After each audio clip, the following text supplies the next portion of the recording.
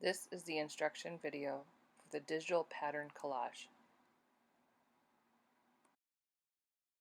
Think of something that you did over the summer.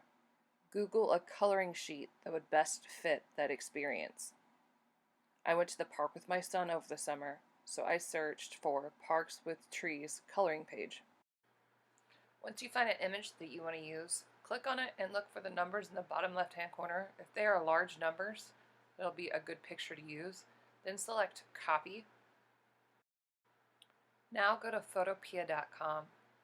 Up at the top, hit File and select New. Pay attention to what type of coloring page did you get, a horizontal or vertical. Horizontal dimensions are the width of 11 by 8.5 inches height. If you chose a vertical one like I did, the dimensions are the width of 8.5 inches by a height of 11. Once you enter in the correct dimensions and then hit inches, select Create in order to create your page. Now it's time to paste the picture that you selected. Go up to Edit, scroll down to Paste, drop it in there. Then you're going to need to enlarge it. Select Transform Controls. This will allow you to grab and enlarge your object. Click on the check mark when you are done. Then, for editing purposes, remove those transform controls that you've already selected. Now it's time to search the patterns that you want to use to fill in the spaces. I typed in green pattern. Luckily, a leaf pattern showed up. I select Copy, go back to Photopea, go up to Edit, and then select Paste. Then I'm going to select Transform Controls again to size it to the area that I want it to fill. When I'm done, I will select Checkmark, turn off the Transform Controls in order to get that out of the way so I don't make a mistake. Then over on the right side toolbar, select Opacity and turn it at least halfway down, just enough so you can see the layer underneath it. Now go over to the left toolbar and select Eraser. Once you select Eraser, you can click on a drop-down menu that will allow you to adjust the various sizes and widths of the brush. I enlarged mine much bigger to take up more space on erasing.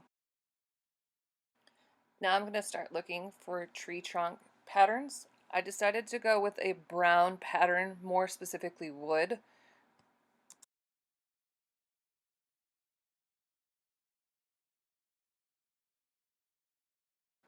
When you find an image that you like, make sure you check and see the sizing of it. If it's below like 1,000, it's just not going to do very well. These images were great for me, but ultimately it wouldn't work for what I'm trying to do, so I'm trying to find a better quality picture. And I noticed there's one right there. Hey, copy image, go back to Photopea, paste it, transform it. If your transformer control is not showing up, click on the icon that has the arrow with the crossbar on it. That will allow you to pull up the transform controls again and allow you to edit your photo. Once you enlarge it to size, don't forget to turn the opacity down on your layers menu over to the right to about halfway. Then select the eraser tool and start erasing it. Don't worry, I can't erase this fast, I just sped up the video.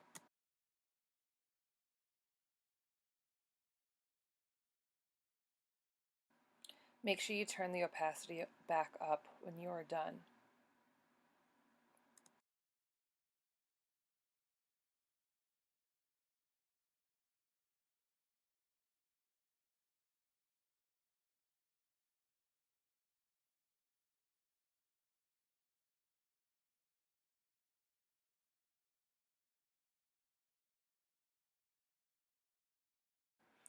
If you make a mistake, you can try to patch it. If you select the eyedropper tool on the left toolbar and then hover over the area that you want to fix and then click on it, it will auto-select the color, and then you can use the paintbrush tool to kind of patch up the area.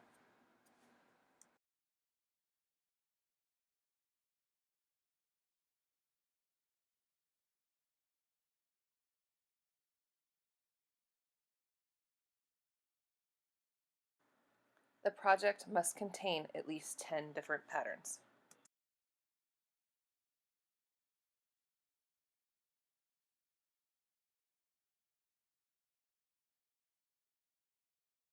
Since this is a free software, it is very limited on how many layers you can have.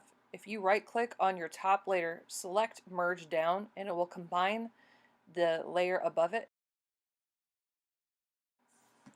Continue to merge down until you have one layer. That is pretty much the basic of editing on Photopea. Now I'll just start filling in everything with different patterns. I chose another wooden pattern because it had a lot of texture and pattern to it, so I really liked it. And I'm going to resize it just by using transform controls once again. I will slide it into the space it needs to be in and then erase what I don't need. When I'm done editing that layer, I will then turn back the opacity, right click on that layer, and then merge it down with my other layer below it.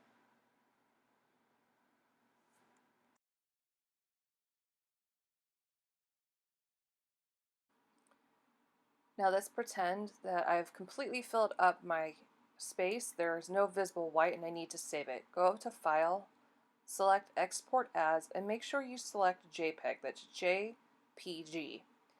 Once you're done, hit Save.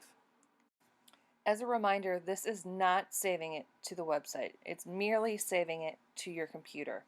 To locate it later, you can find it in the blue folder. The blue folder is located at the bottom of your screen. As you start wrapping up your project, it's now time to start thinking about how you're going to turn it in.